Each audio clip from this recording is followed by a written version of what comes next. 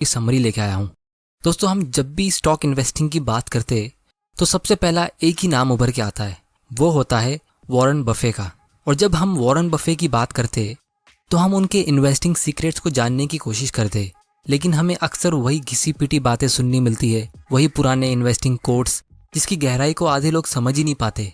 लेकिन एक्चुअली में Warren Buffett stocks को कैसे चुनते हैं, वो बिजनेस की रिसर्च कैसे करते हैं, वो स्टॉक की इंट्रिंसिक वैल्यू कैसे निकालते हैं, उन स्टॉक्स के लिए कितना पे करते हैं, ये सब कोई नहीं समझाता। जबकि ये सब चीजें वॉरेन बफे हर साल अपने शेयर होल्डर्स के साथ डिस्कस करते हैं Berkshire Hathaway letter to shareholders में। और उसमें से इन्वेस्टिंग के इम्पोर्टेंट लेसन्स को पिक करके यहाँ पे ऑथर ने ये बुक लिखी है। इसीलिए आज मैं आपके लिए इस बुक से प्रैक्टिकल स्टॉक मार्केट के इन्वेस्टिंग के लेसन्स लाया हूँ। तो दोस्तों, ये वीडियो को एंड तक देखना, क्योंकि इस वीडियो में आपको बहुत सारी इंपॉर्टेंट चीजें सीखने मिलेगी जो आपको पूरी लाइफ टाइम में काम आएगी। तो चलिए जल्दी से शुरू कर लेते हैं। उससे पहले अगर आपने ये चैनल इन्वेस्ट माइंडसेट को सब्सक्राइब नहीं किया है तो जल्दी से कर लो और बेल आइकन को प्रेस कर दो ताकि आप इन्वेस्टिंग और फाइनेंशियल फ्रीडम के इंपॉर्टेंट वीडियोस को मिस ना कर दो। दोस्तों, हर साल फोर्ब्स मैगजीन दुनिया के सबसे अमीर लोगों की एक लिस्ट पब्लिश करती है और उसमें कुछ नाम कभी तरक्की करके ऊपर चढ़ते तो कुछ नीचे चले जाते, कुछ नए लोगों के नाम ऐड होते तो कुछ निकल जाते। लेकिन पिछले 30 सालों से एक नाम है जो उस लिस्ट में हमेशा रहा है। इनफैक्ट पिछले 20 साल में वो नाम हमेशा टॉप 5 में ही रहा है। वो नाम है वॉरेन बफे का, जो खुद में एक रिकॉर्ड है। जहां एक तरफ लोगों को लगता है कि स्टॉक मार्केट बहुत रिस्की है और उसमें पैसे डूब जाने का डर होता है, लेकिन यहाँ इकलौता आदमी है जिसने सबसे ज्यादा टाइम इस लिस्ट में गुजारा है। और इंटरेस्टिंग बात यह है, उस आदमी ने अपनी सारी दौलत इन्वेस्टिंग की वजह से ही कमाई है। तो चलिए वॉरेन बफे के इन्वेस्टिंग लेसन्स को समझते हैं। Lesson number 1, don't buy a stock, buy a business. दोस्तों, दुनिया में जितने भी लोग अमीर बनते वो कोई ना कोई बिजनेस स्टार्ट करके ही अमीर बनते। अब ये बात आप सब लोगों को पता होगी, क्योंकि सैलरी से आदमी सिर्फ अपना खर्चा निकाल सकता है। तो जो लोग बिजनेस स्टार्ट नहीं कर सकते वो क्या कर सकते? उसका आंसर सिंपल है, वो दूसरों के बिजनेस में पार्टनर बन सकते। इसीलिए हमें वॉरेन बफे यहाँ पे सजेस्ट करते हैं कि स्टॉक ट्रेडिंग माइंडसेट को आपको बिजनेस इन्वेस्टिंग माइंडसेट में बदलना है। अब ये सुनने में थोड़ा घिसा पिटा लग रहा होगा, लेकिन आपको थोड़ी देर में समझ में आ जाएगा कि मैं ऐसा क्यों बोल रहा हूँ। और उसका एक रीजन ये है कि ट्रेडिंग करके आप इतना अमीर नहीं बन सकते जितना इन्वेस्टिंग से आप बन सकते हो। और आप रिकॉर्ड चेक कर सकते हो कि कितने लोगों ने ट्रेडिंग से दौलत बनाई है और कितने लोग इन्वेस्टिंग करके अमीर बने हैं। और इसका प्रूफ वॉरेन बफे खुद है, क्योंकि वॉरेन बफे अपनी यंग एज में वैल्यू इन्वेस्टिंग की टेक्निक यूज करते थे और कुछ ही सालों में स्टॉक्स को बेच देते थे। और एक बार वॉरेन बफे ने अपनी मीटिंग में खुद कहा था कि वो उनकी बहुत बड़ी गलती थी कि वो स्टॉक्स को बहुत जल्दी बेच देते थे, क्योंकि उन्होंने जब एक्चुअल इन्वेस्टिंग करना शुरू की, यानी स्टॉक्स को लॉन्ग टाइम के लिए होल्ड करना शुरू किया, तब जाके उनकी कंपनी बर्कशायर हैथवे की वैल्यू तेजी से बढ़ने लगी कंपाउंडिंग के जरिए। क्योंकि दोस्तों, हम स्टॉक में इन्वेस्ट नहीं करते, हम बिजनेस में इन्वेस्ट करते हैं स्टॉक्स के जरिए। और क्या आपने कोई भी बिजनेसमैन देखा है जो अपने स्टॉक्स को बेचता या खरीदता रहता है? तो इसीलिए आपको स्टॉक्स को खरीदने से पहले उसके बिजनेस को बहुत अच्छी तरीके से समझना है। तो आप बिजनेस को समझोगे कैसे? ये चीज हम वॉरेन बफे से सीखते हैं। वॉरेन बफे बिजनेस को 4 एंगल से एनालाइज करते हैं। सबसे पहला बिजनेस क्वालिटी, दूसरा मैनेजमेंट क्वालिटी, तीसरा फाइनेंशियल क्वालिटी और चौथा वैल्यूएशन यानी रीजनेबल प्राइस। ये चारों को हम डिटेल में समझेंगे, लेकिन आप में से कुछ लोग सोच रहे होंगे कि इतनी सारी रिसर्च हम साधारण से इन्वेस्टर कैसे कर सकते हैं, हमें तो इतनी सारी चीजें पता भी नहीं होती है। तो आप लोगों के लिए गुड न्यूज़ है कि चाहे मार्केट कंडीशन कैसी भी हो, वॉरेन बफे यूजुअली साल में सिर्फ एक कंपनी के ही स्टॉक खरीदते हैं, उससे ज्यादा कंपनी के स्टॉक्स खरीदते ही नहीं है। यानी आपको भी जब इन्वेस्टिंग की जर्नी की शुरुआत करनी है तो आपको सिर्फ एक कंपनी की ही शुरुआत करनी है, आपको एक साथ 10-15 कंपनी के स्टॉक्स खरीदने की जरूरत ही नहीं है। और अगर आप चेक करोगे दुनिया के जितने भी अमीर लोग हैं, जैसे mark Zuckerberg, Bill Gates, Mukesh Ambani, ये लोग एक साथ 10 बिजनेस चालू नहीं करते। ये एक बिजनेस शुरू करते, उस पर पूरा फोकस करते, फिर जब वो बिजनेस सक्सेसफुली चलने लगता है तब जाके दूसरा बिजनेस शुरू करते। इसी तरह वॉरेन बफे भी एक स्टॉक को चुनते, उसकी अच्छे से रिसर्च करते, उसके बिजनेस को पूरा समझते और फिर जब उन्हें पसंद आता है तब वो उसे खरीदने का सोचते। तो यहाँ पे लेसन नंबर 1 का सबसे इंपॉर्टेंट पॉइंट ये है कि आपको जब बिजनेस खरीदना है तो आपको एक साथ 10-15 कंपनी के स्टॉक्स नहीं खरीदना है, आपको एक बिजनेस खरीदना है उसकी पूरी रिसर्च करके। वो कैसे करते हैं वो चीज़ हम थोड़ी देर में देखने वाले हैं। और वॉरेन बफे के पोर्टफोलियो के ऊपर मैं एक अलग से वीडियो बनाऊंगा क्योंकि उस पर एक अलग से बुक है। लेकिन फिलहाल के लिए आप ये सोच लो कि इस साल के लिए आपको एक बेस्ट कंपनी चुननी है, तो उसके लिए आप क्या क्या रिसर्च करोगे वो सब मैं अभी बताने वाला हूँ। तो सबसे पहला स्टेप है बिजनेस क्वालिटी। वॉरेन बफे का सबसे पहला रूल है कि वो ऐसी कोई भी कंपनी के स्टॉक्स नहीं लेते जिसका बिजनेस वो समझ नहीं पाते। फिर वो चाहे स्टॉक कितना भी पॉपुलर हो, वो बिजनेस का प्रॉफिट्स कितना भी ज़्यादा हो, और वो स्टॉक्स कितने भी सस्ते में मिल रहा हो, ये सब चीज़ें मैटर नहीं करती। मैटर करता है तो सबसे पहला rule, are you able to understand the business. मतलब उस बिजनेस के प्रोडक्ट्स और सर्विसेज, उसका ऑपरेशंस, उसके कितने कंपटीशन है, और उस कंपनी के पास ऐसा क्या एडवांटेज है जिससे उसके कॉम्पिटिशन्स उसका प्रॉफिट छीन नहीं पा रहे। यानी ऐसा क्या मोट है। इस मोट के ऊपर मैं एक अलग से वीडियो बनाऊंगा, इस पे एक अलग से बुक है, क्योंकि वॉरेन बफे के हिसाब से ये एक बहुत ही इंपॉर्टेंट फैक्टर होता है किसी भी बिजनेस में उसके लॉन्ग टर्म प्रॉफिट्स के लिए। इसीलिए वॉरेन बफे बिजनेस की क्वालिटी में कोई भी कॉम्प्रोमाइज़ नहीं करते। फिर चाहे उनको सालों साल कोई भी कंपनी में इन्वेस्ट ना करने मिले, वो चल जाएगा। क्योंकि वॉरेन बफे का सबसे पहला इन्वेस्टिंग रूल है डोंट लूज मनी, और रूल नंबर 2 है don't forget the rule number 1। क्योंकि अगर आपने पैसा खोया तो उसके साथ आप फ्यूचर में जितना भी पैसा कंपाउंड करके कमा सकते थे उसे भी खो दोगे। और दोस्तों, बिजनेस को अच्छे से समझने के 2 इंपॉर्टेंट रीजंस है। पहला रीजन मैं अभी बताऊंगा और दूसरा रीजन थोड़ी देर बाद पॉइंट 4 में यानी वैल्यूएशन के टाइम डिस्कस करूंगा।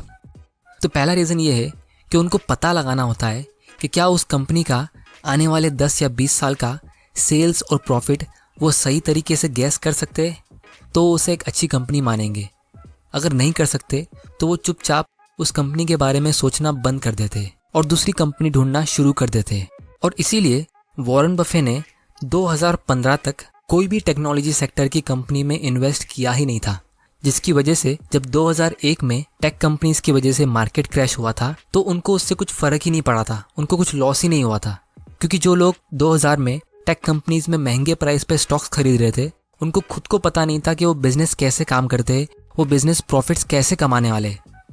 और इसीलिए अगर आप कोई कंपनी को आने वाले 10 या 20 साल में गैस नहीं कर सकते ये कंपनी कहाँ होगी, तो वो इन्वेस्टिंग नहीं, स्पेकुलेशन होता है। स्पेकुलेशन को हिंदी में सट्टा कहते हैं। अब दोस्तों, लोग मुझे पूछते हैं अडानी ग्रीन, वेदांता या ग्लैंड फार्मा, ये सब स्टॉक्स को खरीदना है कि नहीं खरीदना है। तो मैं उनसे एक ही सवाल पूछता हूँ, क्या आप उस कंपनी के बिजनेस को समझ सकते हो? क्या आप उस कंपनी के आने वाले 10 या 20 साल का प्रॉफिट्स को एस्टिमेट कर सकते हो?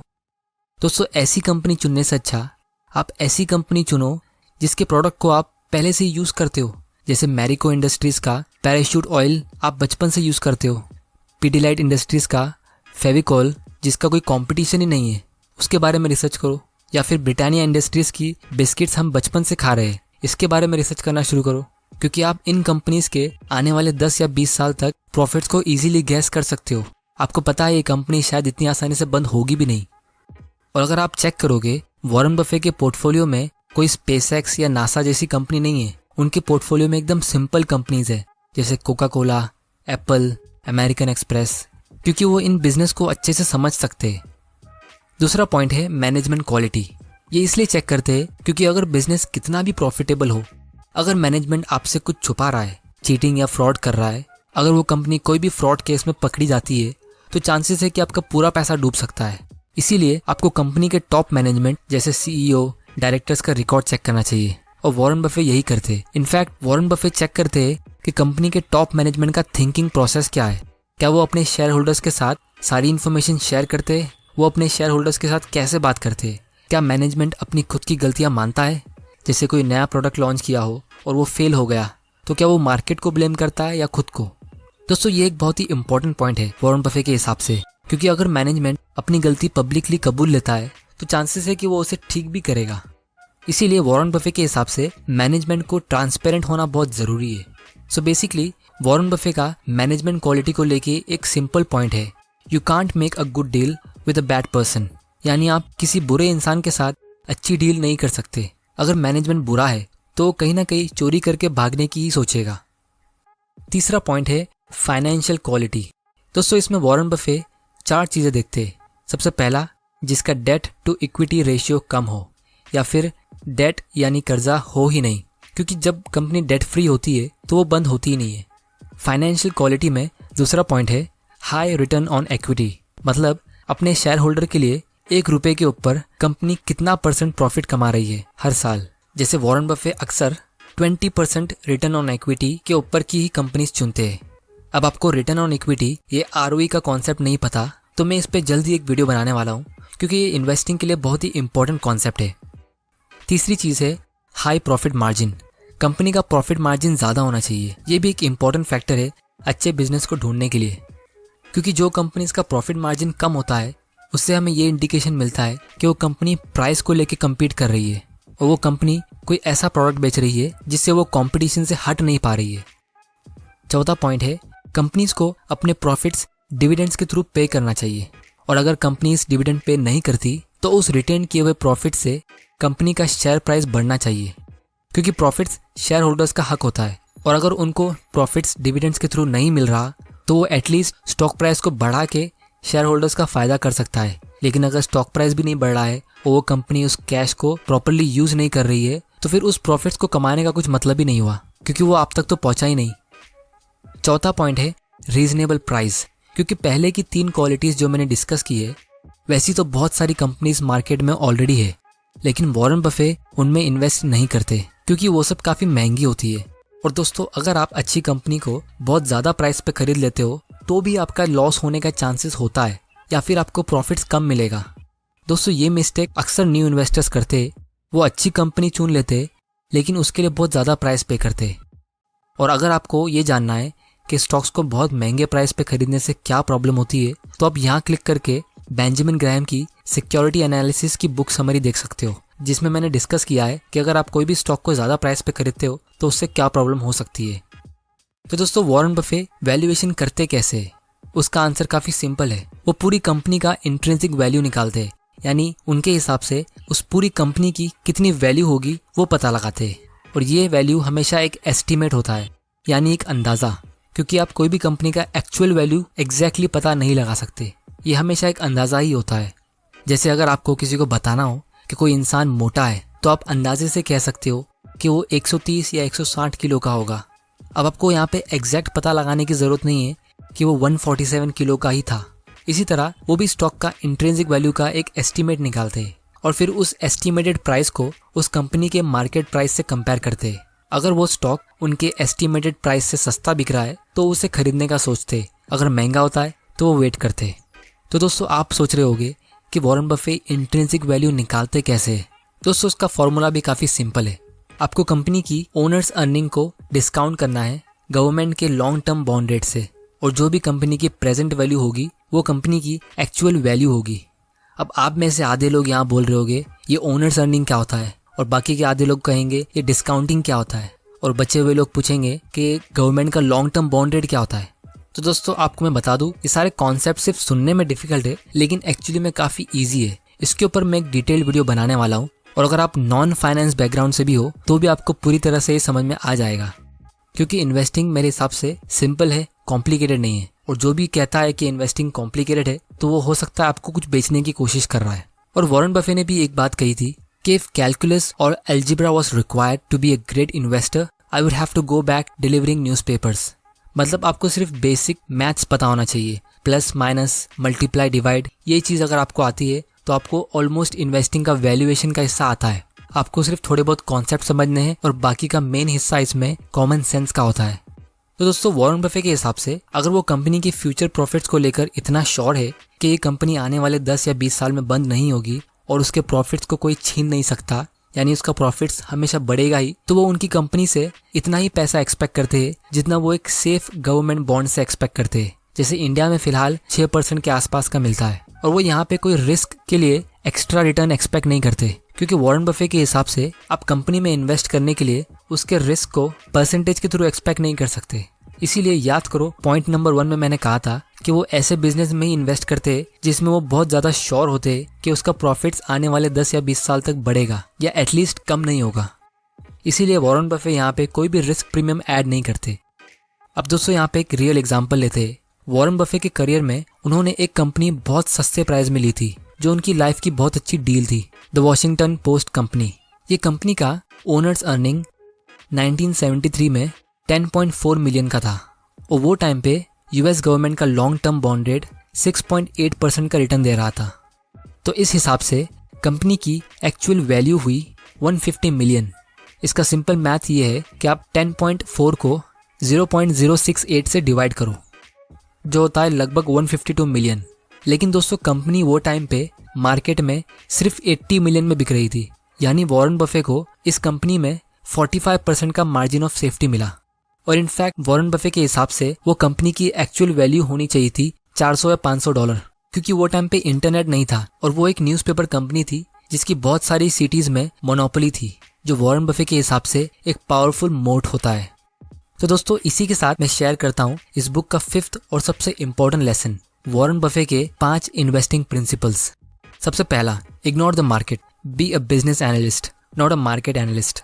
यानी आपको पूरी दुनिया में स्टॉक मार्केट में क्या हो रहा है इस पे ध्यान देना ही नहीं है, आपको सिर्फ और सिर्फ ये देखना है कि उस कंपनी में क्या हो रहा है, क्योंकि अक्सर अच्छी कंपनीज खरीदने के मौके स्टॉक मार्केट क्रैश के बीच में ही आते हैं। 2, choose the best, no need to diversify. यानी आपको डाइवर्सिफिकेशन के लिए 20-25 कंपनीज की जरूरत नहीं है, आपको सिर्फ बेस्ट कंपनीज का पोर्टफोलियो क्रिएट करना है, फिर चाहे वो 3 कंपनीज का भी हो या 5 कंपनी का, वो भी चल जाएगा। क्योंकि वॉरेन बफे के हिसाब से रिस्क कम from not knowing what you are doing. मतलब आप पोर्टफोलियो को डाइवर्सिफाई करने के लिए 5 कंपनीज ऐसी ऐड कर रहे हो जिसके बारे में आप कुछ नहीं जानते, तो आप पोर्टफोलियो का रिस्क बढ़ा रहे हो, कम नहीं कर रहे हो। 3, बेट बिग व्हेन इट्स टाइम। यानी जब आपको अच्छी कंपनी सस्ते प्राइस में मिल रही है तो वो आपके लिए एक ही कंपनी काफ़ी है आपको अमीर बनाने के लिए, इसीलिए उसमें कॉन्फिडेंस के साथ आपको बड़ा अमाउंट इन्वेस्ट करना चाहिए। Lesson number 4, ignore the economy. दोस्तों पूरे देश में क्या चल रहा है, इकोनॉमी किस कंडीशन में है, कौन सी सरकार आई है, कितने लोगों को जॉब से निकाला जा रहा है, ये सब चीज़ों पे फोकस करने की आपको ज़रूरत है नहीं, क्योंकि रिसेशंस और मार्केट साइकिल्स आते रहते हैं। और सबसे लास्ट और सबसे important advice, when you buy a good company hold it for ever. अगर आपको कोई अच्छी कंपनी मिलती है जिसका बिजनेस आपको अच्छे से समझ में आता हो, जिसका मैनेजमेंट बहुत ही अच्छा है, जिसकी फाइनेंशियल कंडीशन काफ़ी स्ट्रांग है और उसको आपने काफ़ी रीजनेबल प्राइस पे खरीदा है, तो आपको ऐसी कंपनीज को हमेशा के लिए होल्ड करना चाहिए। उसको उसी तरह होल्ड करके रखो जैसे आपने वो कंपनी खुद स्टार्ट की थी। तो दोस्तों ये थी summary the Warren Buffett way book की। अगर आपको इस वीडियो से कुछ सीखने मिला तो इस वीडियो को जल्दी से लाइक कर दो और इस चैनल इन्वेस्ट माइंडसेट को भी सब्सक्राइब कर दो, ताकि मेरे ऐसे इंपॉर्टेंट